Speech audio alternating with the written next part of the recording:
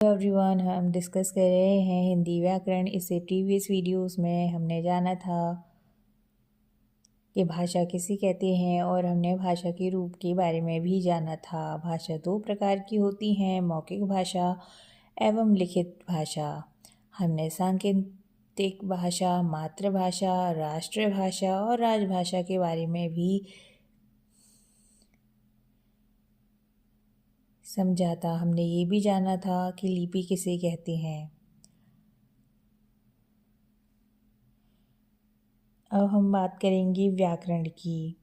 व्याकरण वह शास्त्र है जिसके द्वारा हम किसी भाषा के नियमों और व्यवस्थाओं का ज्ञान प्राप्त करते हैं।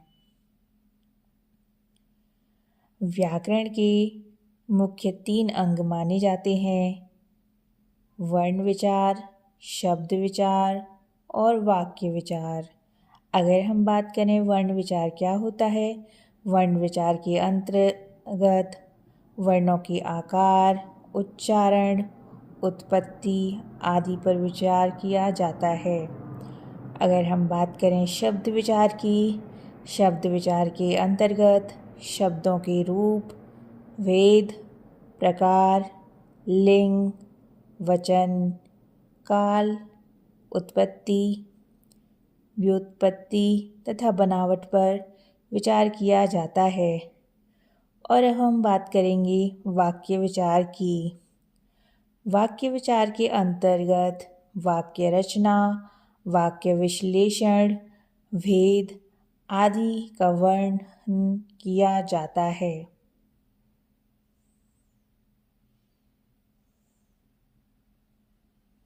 अब हम बात करेंगे वर्ण विचार के बारे में। जैसा कि हम सभी जानते हैं, भाषा सार्थक वाक्यों की व्यवस्था है। वाक्य सार्थक पदों से बनते हैं तथा सार्थक पद या शब्द ध्वनियों अथवा वर्णों से बनते हैं। अतः स्पष्ट है कि भाषा की सबसे छोटी इकाई ध्वनि या वर्ण है। वर्ण को मूल ध्वनि भी कहते हैं। हिंदी में वर्ण शब्द ध्वनि और उसके लिखित रूप दोनों के लिए प्रयुक्त होता है।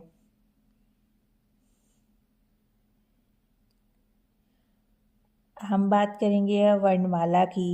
भाषा के वर्णों के समूह को वर्णमाला कहते हैं। वर्णमाला वर्णों के निश्चित क्रम की व्यवस्था है।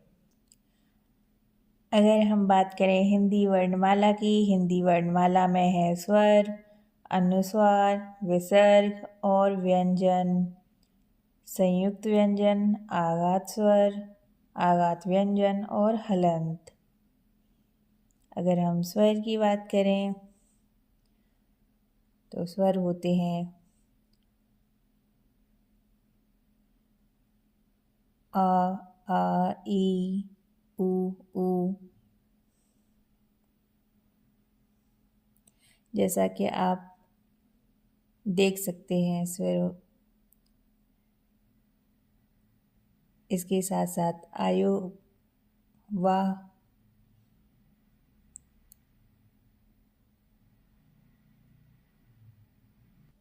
अब हम बात करेंगे वर्णों के वेद के बारे में।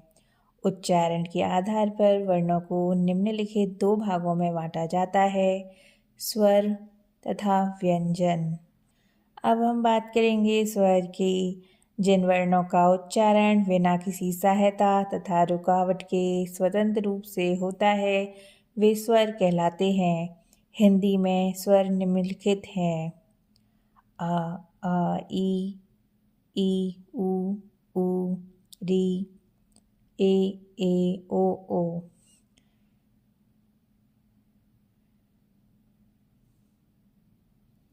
हिंदी में मूलतः 10 स्वर हैं।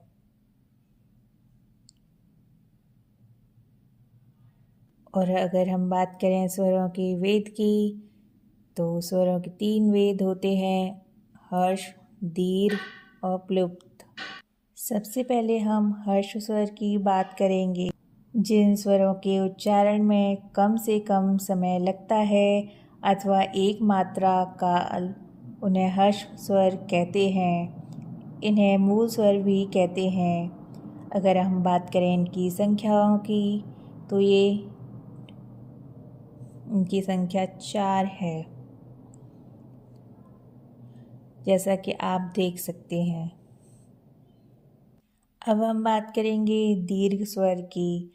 जिन स्वरों के उच्चारण में हर्ष स्वरों से दुगना समय लगता है वे दीर्घ स्वर कहलाते हैं।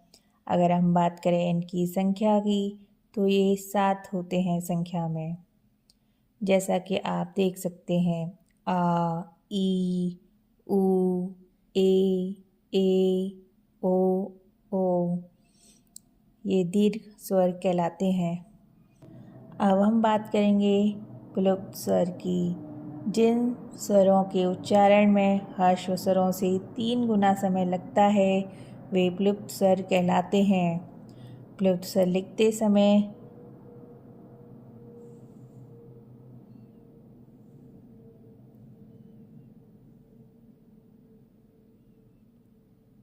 उदाहरण के तौर पर ओम, परंतु इसका प्रयोग हिंदी में बहुत कम होता है।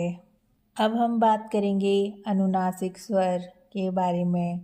स्वरों का उच्चारण करते समय हवा जब नासिका और मुख दोनों से निकलती है तो स्वर नासिकीय या अनुनासिक कहलाते हैं। अनुनासिक स्वरों को लिखने के लिए चंद्रबिंदु का प्रयोग किया जाता है।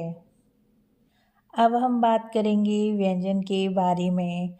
जिन वर्णों का उच्चारण स्वतंत्र रूप से नहीं होता और जिनके पूर्ण उच्चारण के लिए स्वरों की सहायता ली जाती है उन्हें हम व्यंजन कहते हैं, जैसा कि आप देख सकते हैं।